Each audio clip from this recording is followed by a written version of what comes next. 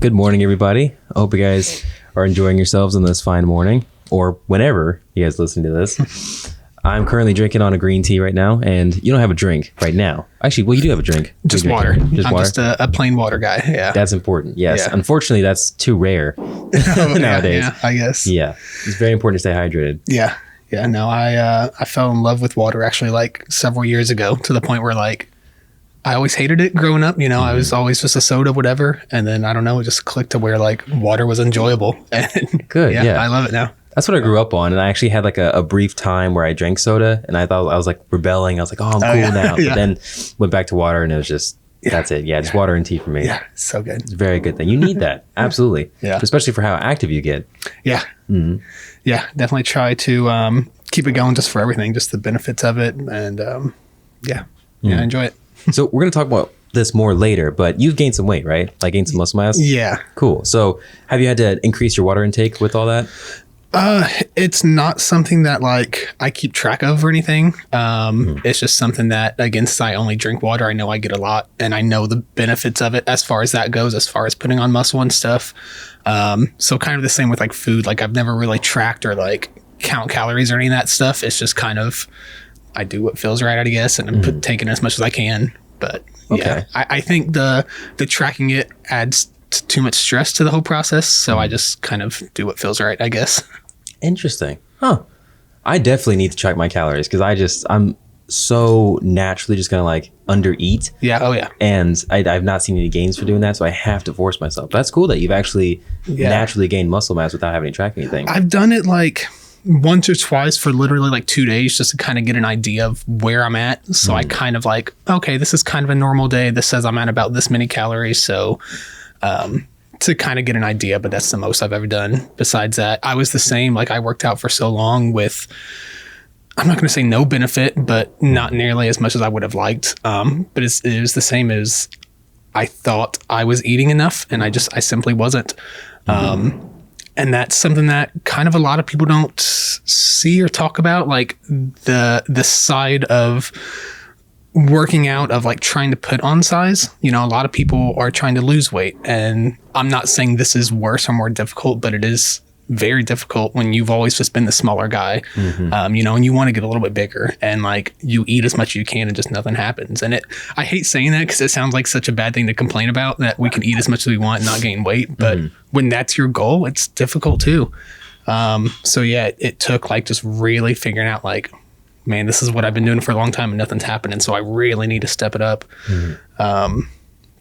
So yeah, it's a bit difficult, but that's awesome. And you look great, by the way. Thank you. I see you on your Instagram, and you're just like, you're huge. Well, thank you like, so especially much, man. relatively speaking. So you say you've always been on the smaller side. Like we have pretty much the same size wrists. Like, so have you been? Would you consider yourself skinny?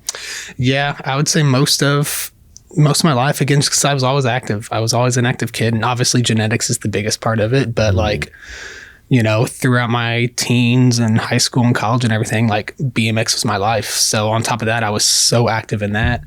And again, that's not necessarily something to complain about, but again, I just always felt like a smaller guy. I think when I started working out in college, I was 145 pounds, maybe.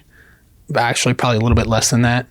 And I just kind of wanted to put on muscle a little bit for BMX sake, just to be a little bit stronger to control the bike and stuff. And then just over time, I fell in love with working out in its own, you know, on its own separate thing. So yeah, then it was just a matter of just trying to put on weight just to feel like I was getting benefit from all that time I was working out, you know, because there's so much time that I was in there doing that and didn't see much of a result because, you know, if you don't have anything to build with. So, it was just, like I said, it was just crazy because working out was just something I didn't enjoy. I just felt like I should do. And then just over time, I fell in love with itself. Nice. Yeah. So you enjoy it now? Oh yeah. Yeah. It's the highlight of my day for the most part. Like I certainly believe in like do something fun every day is kind of my motto. Have fun every day. And that could be anything. That could be, you know, for me, for so long, it's bike riding, whether that's BMX or mountain biking or whatever. But I can't do that every day, you know, especially not to the level I would like to be fun. so for me, luckily, I fell in love with going to the gym and enjoying that. And so like, that's the highlight of my day, is just getting out and doing something where I can just, zone out, forget about life, forget about the stress and all that stuff. And that's where the gym came in. So now it's enjoyable in that sense, and that I get away from stuff. I also just fell in love with like the biology side of it, of just like learning how the body works, learning, what does what, learning like applying, geometry and physics and all this stuff to like how to connect with certain things. I never cared, in school growing up about science class or biology or anything. But now here I am, and like, I enjoy that aspect of it so much. It's just cool to figure out what works and how to connect with stuff. It's quite fun. Wow. That's cool. Yeah. So how long has this process been for you in total? Oh man. 7, 8, 9 years, maybe. I don't know. Somewhere right around there. Like I said, because I started and was just going, and because I felt like I should, and wasn't doing much or pushing it very hard, or didn't know what I was doing. So the first few years kind of don't count. At least I like to think. But yeah, I'd say as far as like taking it serious and being like a mainly daily thing, since 2017-ish, maybe somewhere in that ballpark. Okay. Something like that. Do you go 5 days a week? It depends on the week. So again, with me, like riding bikes and stuff, I do that as much as I can, especially on the weekends. So a lot of weekends I'm out of town mountain biking or something. So obviously I can't lift then, but like on a week when I have nothing going on, not saying this is the way to do it or this is what like I recommend, but it's almost like I fell in love with it so much that I'm almost maybe a little too addicted. So I spread it out too much. So if it's a weekend where like I have no riding going on, I'm in there 7 days a week. But that's not like hitting everything as much as possible. Like I kind of spread out what I'm doing so that I can be in there that often. And, it's not necessarily I'm going in, and I don't think of it as I'm overdoing it or overtraining, as they say. It's just, again, that's my daily release. That's my mental release. That's where I get out and clear my head each day. So I kind of split up my workouts throughout the week to be able to do that. That's wonderful. Yeah. Huh. It's really cool to hear that you have such like a dynamic way of looking at it, because as someone who's been trying to gain weight, who's also into BMX and also being very active, it's been difficult for me to like all the advice I always got was just get off your bike, just always stop doing cardio. Oh yeah. So to hear that you can do cardio and you can gain weight and gain strength and muscle mass is so cool. Yeah. And it's one of those where, I mean, yeah, in theory, getting off the bike, as they say, or just doing less cardio. Yeah, that is going to help you retain those calories and stuff. But like this winter is probably the most I've put on over like one winter. And up until recently, I was still doing kind of more cardio than I had been for a while. But also, I was upping my calories a whole lot. So it's finding that balance, but it's more than anything. It's just whatever makes you happy. Like, we're not here like going to the gym to like try to win any contest or anything, or like, it's not your life. So it's whatever makes you happy. We started going to the gym because it makes us happy. So, you can't give up one thing that makes you happy for something else. Like, just do both. Like, yeah, it may slow this side down a little bit, but that's all that matters, really. Yeah. I think it's a beautiful segue. So what do you do professionally? Like, so how you go to the gym, you do that to make you happy, to bring you some mental clarity. How does that influence and how does that benefit your professional life? So professionally, which is actually really cool, I love my job right now. So I work for Dan's Comp, which is the world's largest BMX mail order company. And a little bit of a tangent, but kind of a cool story is, so growing up riding BMX, we just so happened to grow up, 20 minutes away from the world's largest BMX mail order company. So that's here in Evansville, Indiana. Mount Vernon, but next town over, but yeah. Yeah. Well, here we grew up in Evansville, Indiana, 20 minutes away from Correct. Yes, exactly. So like right out of high school, like as soon as I was old enough, I applied, and like that's where I wanted to work. So I started working there, just the kid in the warehouse doing all the basic lower level stuff, and kind of worked my way in a bunch of different positions. Eventually graduated college and felt, ready to explore, kind of take my degree and see what else I can do. So I left Dan's, did that for a while, had a bunch of other jobs, come back to, what was this, 2021, I guess. Dance Comp was bought out by another company, and a company called A Main Hobbies. So A Main Hobbies is kind of the Dance Comp of RC cars and stuff. So they're the biggest online mailer for like RC cars and hobby stuff like that. So they bought Dance Comp, kind of rejuvenated, brought it back. They're based in California and North Carolina. And they kept one main guy here locally on to like run the Dance Comp side of things. And then slowly over time, they brought back some of us original like Evansville people. So they brought me back for one position. I did that for a couple years. Now I'm in something else. But now there's a crew of, I think, 4 or 5 of us here in Evansville that all work remotely for the Dance Comp brand. It's just based out of, California and North Carolina now. But yeah, as far as my job, like I said, I work remotely. I work from home, which I always thought I would hate because I'm very much a have to get out and do stuff type of person. I thought it would drive me crazy. But I love it. I enjoy it. Just getting to be there with my dogs all day and all that's fantastic. But yeah, it's great. I kind of just maintain the website. I set up new products and all that, but I'm kind of the one that goes through and kind of changes the website to what makes sense or what would be more of a better experience for the customer. So it's kind of cool just, again, tying it all like full circle. Like I started right out of high school as the kid just packaging bikes, in the warehouse, like bottom of the totem pole. And now like I'm not controlling, but kind of am controlling the website, one of the top, people controlling the whole site. So it's kind of cool. It's come full circle like that. And yeah, just to be involved in like my professional life into an industry like I grew up with and I love and enjoy is really cool. Heck yeah. Yeah. Do you also do shows as well? Not as much anymore. But yeah, up until the past couple years, that was kind of a side job I did. It was BMX shows. Mainly one team, but a couple teams I was with. But yeah, we would travel to schools mainly. We would also do like fairs and festivals and all that stuff just for entertainment purposes. But a lot of it, yeah, we were traveling to schools to, we were the assembly, so they'd set us up in the gym or outside, whatever, and go in, take a ramp into a school and put on a show. And the whole point of it was to tie in whatever message the school wanted. So whether that was, drug awareness or anti-bullying or achieving your goals and dreams and all that stuff. Oh, wow. So yeah, that was really cool, man, because we had one when I was in middle school that came, when I was still kind of just getting into BMX freestyle. We had a team like that come into our school, and I remember just thinking how cool that was that these people just go to a school and set up a ramp. And then yeah, later in life, I was the one doing that. So that was really cool. I love that stuff. Yeah. It's really, really cool that you get to incorporate a message into that as well. Yeah. Like it's cool enough just to see human beings be able to do what you do on a bike, especially as a kid, but to have something that's important tied into that memory is so sick. Yeah. And we definitely try to make it as true and legitimate as possible. It's one thing to go in and do the cliche, stay off drugs, kids, but just to really tie in the like real life lessons and all that stuff in there. Yeah, it's really cool.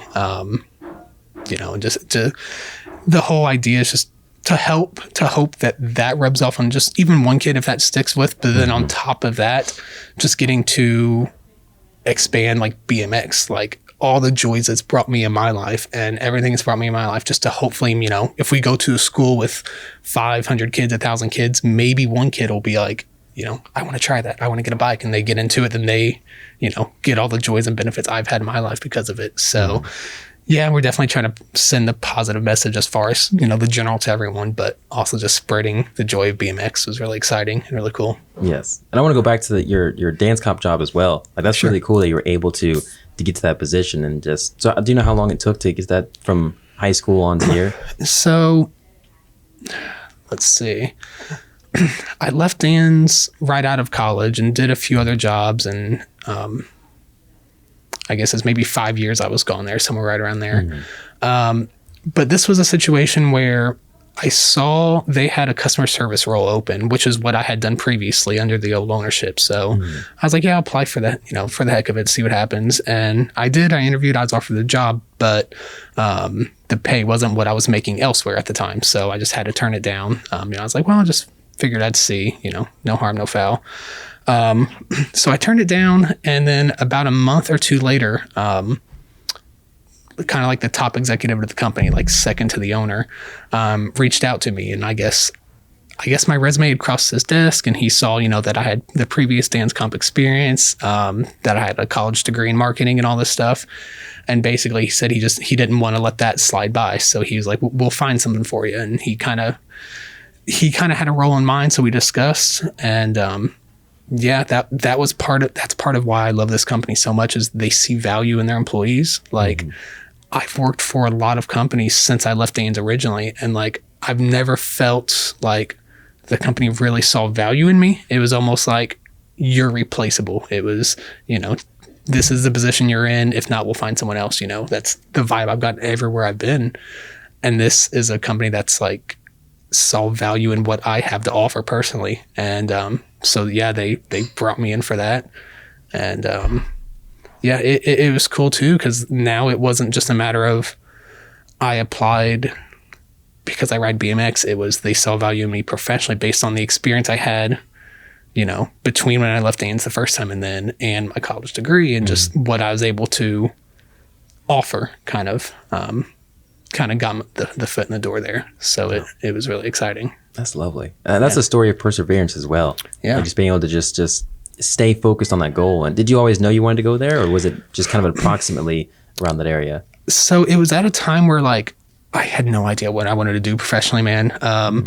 Even like through college and everything, like, I think it's tricky in the sense that like kids right out of high school have to decide kind of what they're going to do. And you don't know what's out there. You don't know what kind of jobs are available, what those environments are like or anything. So to have to make that decision. So again, like right after high school, I don't even know why, for some reason I went with marketing, and which is kind of funny because like I'm not a social, like very talkative, extroverted person. So like I've learned since I've graduated for that, like, oh, like all the roles that set me up for it are not me at all. But you don't know that at the time. So yeah, it was just a matter of kind of doing that. And I'm glad I did, because again, like with this job, I got my foot in the door. It's kind of like the ticket, I guess. But it was just a matter of like, I knew professionally I wanted to do something I care about. I didn't want to be, spend most of every single day just doing something I don't care about, or I don't like, or I'm not passionate about, whatever. So I knew like ideally somehow I would get back in the bike world, whether it was BMX or mountain biking or whatever. I just had no idea how or what. So it's one of those that this was a lot of luck as far as like something popping up in that role. But I don't want to put it off just as luck, because, I did, I guess, some of the work myself to get that offer and stuff. I think luck takes hard work. Yeah. I agree with that. Just happen like that. Like you put in the work to get there. Yeah. And that's how I think a lot of that is. It's, I just had actually someone a couple weeks ago reach out asking like how I got that job and asking for advice, because that's kind of stuff he wants to do. And yeah, it's part luck, but it's part of just being kind of who you think you should be or want to be, and just waiting for that to happen. As far as when something like that will happen is luck, but it's just a matter of preparing yourself to be available when it does happen, I guess. Yeah. So let's also paint this picture too, because we kind of jumped right into BMX and gym stuff, but I really want to set up just how good you are on the bike, man. Oh, like thank you so much. I can't even really put it to words. Like I would go to the skate park and just be me and all my buddies just riding around, and and then I would do my tricks and I'm okay. And then I have, one of my buddies who's a lot better than me, can do a couple of different tricks here and there, and I'll be looking at him. Then you arrive, and this little ramp that's probably about up to my hip, you're doing a backflip on it and just flying around on both hips and just crazy stuff that I'd never seen in real life before. Yeah. And how long did that take you? Like that whole process of learning that? Man, so I've been on a bike since I was 2 years old. Okay. I learned to ride. My parents, my dad especially, took me out to the BMX racetrack when I was 3. So I grew up doing that and on dirt bikes and everything. But I didn't like really get into like skate park bike riding until like 12, 13 years old, 14 years old maybe. So I've been doing it since then. So it's a long time. That's kind of why I think a lot of people don't stick with it, or it's hard for it to take up, because BMX riding, it's not like instant gratification. It's you have to put in that work and you have to take the time to learn it.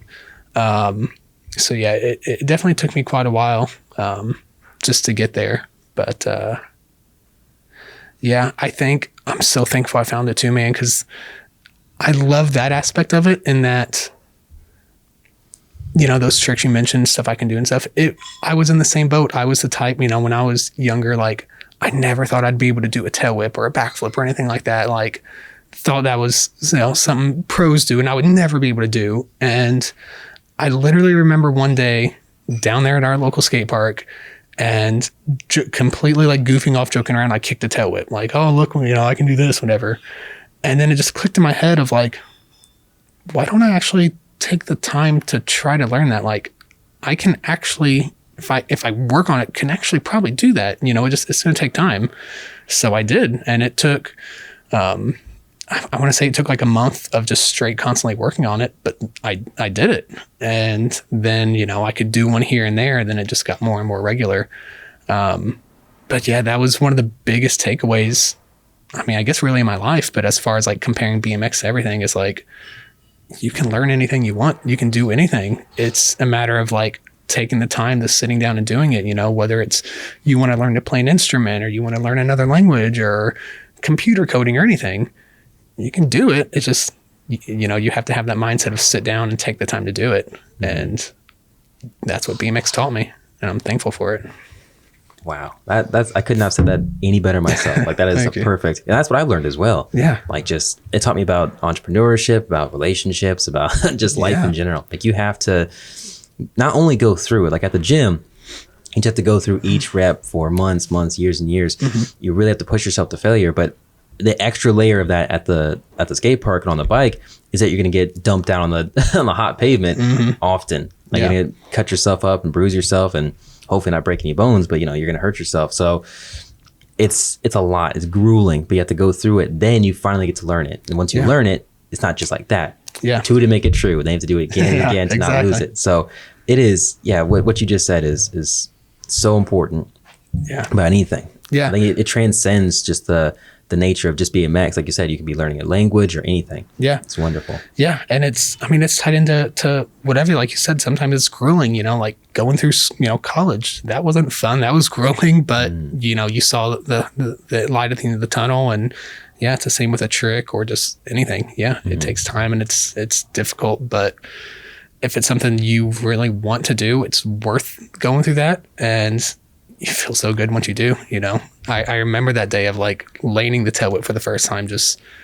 you know, how accomplished, and, you know, it was one of the best feelings ever. And that's part of why I love it too, because a lot of people don't get that. Like, you know, I know a lot of kids grow up just playing team sports through, you know, their teens and through high school and all that stuff. And I guess, yeah, you get some wins or, you know, a big win, whatever, but there's just nothing like putting in that work and like, I never thought I would ever be able to do it, and then to do something, you know, it's incredible. It's a sport where your opponent is yourself. Yeah. Like you have to get over your own mind at every single obstacle. Absolutely. Every single one. It does not go away. Yeah. Yeah. 100%. And yeah, it's so rewarding. Yeah. That's amazing. The fact that you can do that. So do you have one trick you're really, really proud of? Like just one moment you can think of? As far as like just a single trick, yeah, I would say when I learned backflip tail whips, because again, like that was something as a kid, like I remember seeing someone do a backflip for the first time in person, and I thought that was insane. I'll never be able to do that. And then the same with tail whips, and then I learned them both. And then at that point, cool, yeah, I can do both, but together, yeah, there's no way. Especially with us, you know, we're not fortunate enough to live or to grow up somewhere that has, you know, a foam pit or an airbag or anything, like a lot of people do. So we're very limited on what we're able to accomplish as far as that kind of tricks go. So that was kind of something that I never saw being a possibility. Just, again, product of our environment, you know, we didn't have anything good. But yeah, eventually I did. So that was definitely one that I was always proud to be able to say, you know, I checked off and could do for a while. That was something that a younger me never would have dreamed of. So it's pretty cool. So you'd say that you definitely made yourself, like a younger version of yourself, proud. I like to think so, you know, whether that's bike riding or just in life in general.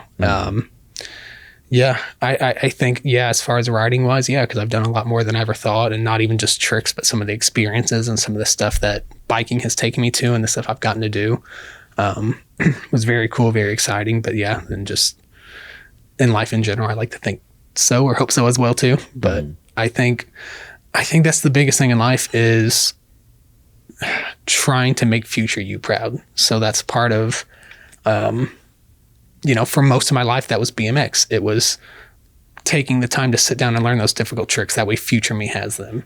And the same with going to college, going to school.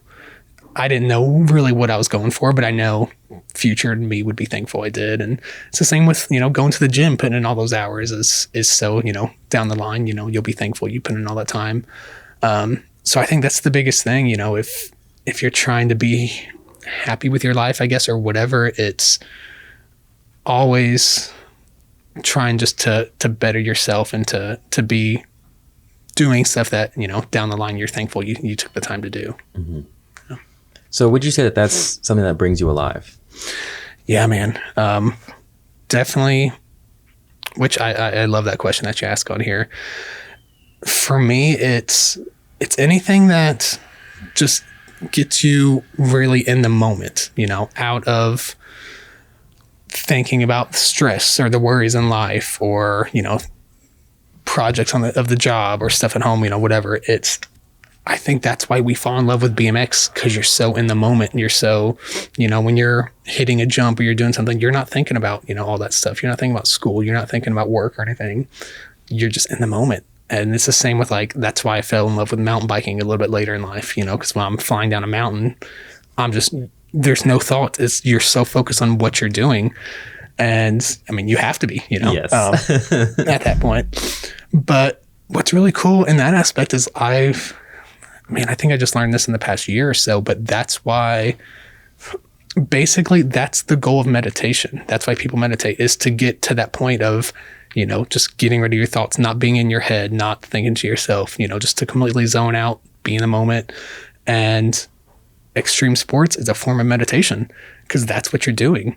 And that's why they're so addicting. That's why, I feel the need to go ride as much as possible. That's why that's all I want to do for so much, is because you're just at peace in your mind. You're just away from stuff and you're just in the moment, which is a beautiful thing.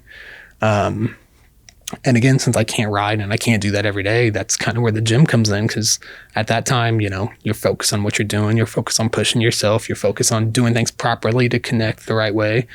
And so it's the same thing. Like when I'm in the gym, I'm not thinking about, anything that stresses me out or, any anxieties or anything. It's just in the moment. And I think that's the biggest reason it's so addicting, because it frees your mind so much. Mm. Yeah. I love that. Is there anything else that brings you alive, or is that pretty much a good approximation? There's a lot of stuff as far as just, good moments with family and relationships and all that. Definitely.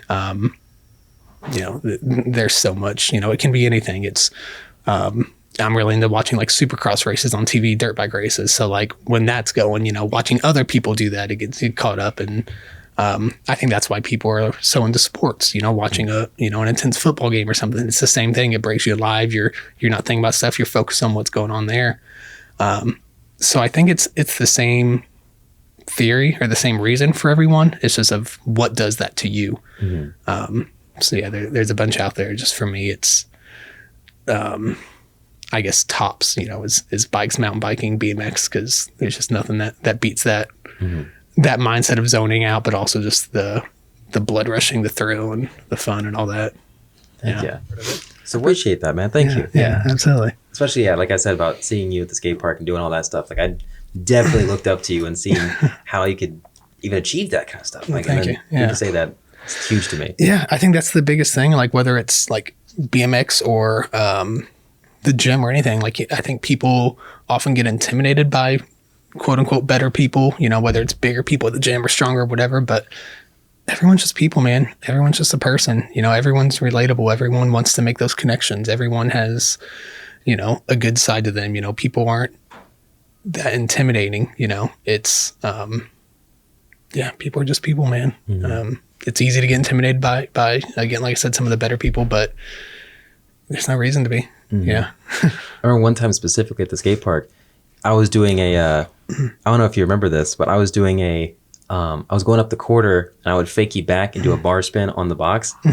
And so I never do bar spins ever. And I remember you were watching there and you gave me like you're clapping and like cheering me on for having landed that. Yeah. I just remembered that like this dude who can do like backflip tail whips is congratulating me on doing a fakie bar spin. Like it was cool. Like, cause I could also see where you were as well, to be able to appreciate at any level, just to know that somebody else is able to do that. Yeah. Cause it's not a competition. It's not a who can do the coolest thing. I saw that was something difficult for you and you accomplished it. And that's, as a person, that's huge. That's the biggest thing. And that's why, like, right now, one of my favorite things is riding with some of my mountain bike buddies who I love them to death, but they're not near my level as far as, skill-wise ability and stuff. But I love riding with them and seeing them accomplish, even if it's a small jump or a little drop or anything. I get more excited seeing them accomplish something like that than I do seeing myself, backflip a 30-foot jump or something. I get more excited about that because I know it's big for them and I know they accomplished something they want to, and that's cool. It doesn't matter. It's different level skill wise, but it's the same as far as doing that yourself. And it's so cool. I love it. Heck yeah.